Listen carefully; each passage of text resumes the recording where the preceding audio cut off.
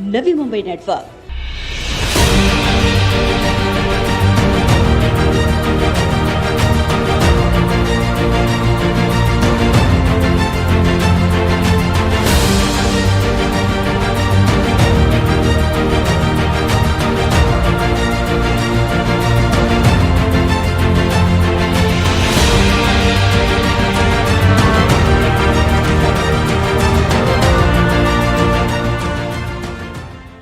नवी मुंबई महानगर पालिका के प्रकल्पग्रस्त कर्मचारियों को स्थायी करने और नवी मुंबई के प्रकल्पग्रस्त ग्रामस्थों द्वारा गर्जीपोटी घरों पर लगाए गए ट्रिपल संपत्ति कर रद्द करने के लिए बेलापुर की विधायक मंदा मात्रे द्वारा सरकार के दरबार में लगातार फॉलोअप करने मुख्यमंत्री एकनाथ शिंदे और उप मुख्यमंत्री देवेंद्र फडणवीस से अनेकों बार मुलाकात करने और नागपुर अधिवेशन में इन दोनों ही ज्वलनशील मुद्दों को लेकर जोरदार यलगार भरने के बाद आखिरकार उनके प्रयत्नों को बहुत बड़ी सफलता मिली है और नवी मुंबई महानगर पालिका की स्थापना के विभिन्न विभागों के सभी प्रकल्पग्रस्त कर्मचारियों को स्थायी करने व गर्जीपोटी घरों पर तिगुना संपत्ति कर रद्द करने के प्रस्ताव को मुख्यमंत्री एकनाथ शिंदे ने मंजूर करते हुए नगर विकास सचिवालय को इस संदर्भ में आदेश भी जारी कर दिए हैं। नवी मुंबई प्रकल्पग्रस्तों और नवी मुंबई के प्रकल्पग्रस्त कर्मचारियों से जुड़े इन दोनों ही महत्वपूर्ण विषय का राज्य सरकार के माध्यम से निराकरण करवाने के लिए भारतीय जनता पार्टी की विधायक मंदा मात्रे का अभिनंदन करने के लिए उनके सीबीडी बेलापुर स्थित गौरव निवास स्थान पर प्रकल्पग्रस्त ग्रामस्थों और प्रकल्पग्रस्त कर्मचारियों ने बड़ी संख्या में अपनी मौजूदगी दिखाते हुए मंदा मात्रे का जोरदार आभार व्यक्त किया। इन तमाम प्रकल्पग्रस्त कर्मचारियों ने घर के बाहर पटाखे फोड़े, पेड़े बांटे और मंदा मात्रे का जाहिर आभार किया। इस आभार प्रदर्शन के बाद पत्रकारों से बात करते हुए मंदा मात्रे ने फिर एक और बार एक तीर से कई निशाने लगाए। मंदा मात्रे ने अपने ही स्टाइल में अपने राजकीय विरोधकों को घेरते हुए कहा कि हमेशा नवी मुंबई के कुछ राजकीय नेताओं द्वारा हर बार प्रकल्पग्रस्तों के नाम का इस्तेमाल कर खुद की राजनीतिक रोटियां सेकने का काम किया गया। उनके मुद्दे को भुनाते हुए कई बार इलेक्शन जीते, मगर आज तक इन लोगों ने प्रकल्पग्रस्तों को न्याय दिलवाने के लिए अपनी आवाज बुलंद नहीं की। ऐसे में बतौर विधायक के तौर पर उन्होंने इस महत्वपूर्ण विषय पर लगातार आवाज उठाई और राज्य सरकार के माध्यम से एक दिलासादायक निर्णय मंजूर करवाने में बड़ी सफलता हासिल की। मंदा मात्रे ने कहा कि प्रबल इच्छा शक्ति हो तो हर काम मुमकिन होता है और मैंने कोशिश की और मुझे सफलता मिली, जिसका मुझे बेहद समाधान है। देखिए, ये जो ग्रामस्थ बच्चे, युवा बच्चे हैं, इनके ऊपर, इनके पूरे कुटुंब के ऊपर बहुत परिणाम हो रहा था, क्योंकि दो बच्चे हैं इनको और ये निर्णय नहीं हो रहा था। सालों साल ये निर्णय का प्रस्ताव बनता था। आप सब पत्रकार ध्यान में रखो, प्रस्ताव बनता था, प्रस्ताव शासन में भी जाता था, मगर वो प्रस्ताव होने के लिए कोई नहीं जाता था आगे, क्योंकि इनको करना ही नहीं था।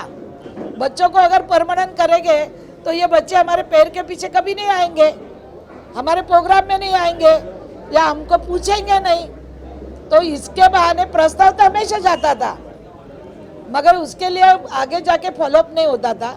मैं खुद प्रस्ताव बना के लेके गई और लेके जाने के बाद मैंने उधर जाके बैठ के करा के लिया।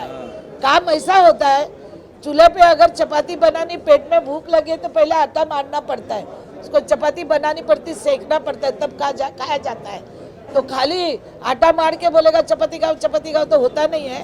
प्रस्ताव देते थे, बच्चों को फंसाते थे, इलेक्शन आता है, चुनाव आता है, सब प्रस्ताव मंजूर भी होता था सभागृह में, मगर आगे जाके क्या होता था? कुछ नहीं होता था।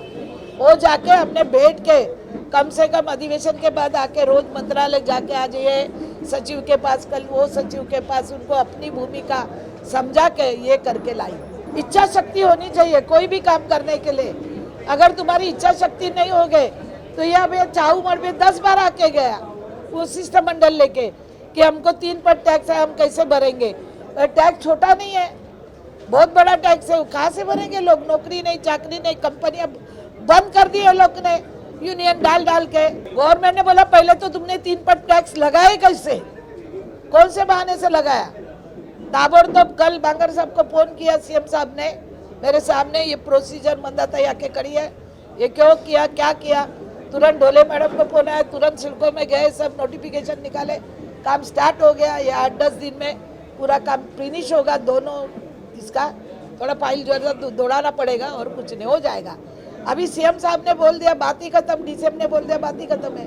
उन्होंने आगे समझने वालों को इशारा काफी है के अंदाज में कहा कि जो लोग सत्ता में थे वो लोग सत्ता में रहकर भी कुछ कर नहीं पाए, मगर वह बतौर एक विधायक होने के बावजूद भी इतना बड़ा निर्णय लाने में सफल हुई और इसीलिए पब्लिक है सब जानती है कौन काम कर रहा है और कौन उनका वोट बैंक के तौर पर इस्तेमाल कर रहा है।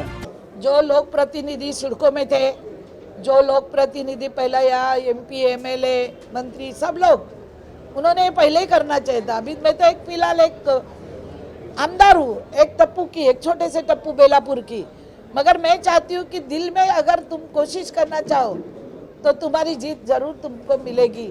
कोशिश करने वाले की कभी हार नहीं होती है, कोशिश करते रहो तो जीत हमेशा मिलती रहे। तो ये तो वोट बैंक के लिए हमेशा प्रकल्पग्रस्तों को, हमारे भाई बहन बेचारे आधे अनपढ़ है, अभी के बच्चे पढ़े लिखे, वो तो जानेंगे कौन काम कर रहा है कौन नहीं कर रहा है। आपने देखा हॉस्पिटल के मामले में अभी भी लोग क्या बोलते हैं, फ्री लेके, अरे तुम तो 5-5, 6-6 साल सड़कों में थे, तुम क्या कर रहे थे? खाली तुमको ही भूखंड ले रहे थे क्या? तुम्हारी कुछ जमीन पे बिल्डिंगें बन रही थी क्या? मेरे पास रोज पेपर आते हैं इनके सबके, कितने लोग ने जमीन लाटी है प्रकल्पग्रस्तों के नाम पे। ये लोगों को, हमारे सबको मूर्ख बना के ये लोग खुद ने अपनी अपनी तिजोरी भरी है। बता दें कि बेलापुर की भारतीय जनता पार्टी विधायक मंदा मात्रे आज अपने दमदार प्रयत्नों के दम पर प्रकल्पग्रस्तों से जुड़े प्रश्नों को आखिरकार हल करवाने में कामयाब रही हैं, जिसके चलते फिर एक और बार मंदा मात्रे महिला विधायक ही नहीं बल्कि नवी मुंबई की एक दमदार प्रकल्पग्रस्त नेता बनकर साबित हुई हैं। Bureau report, Navi Mumbai network.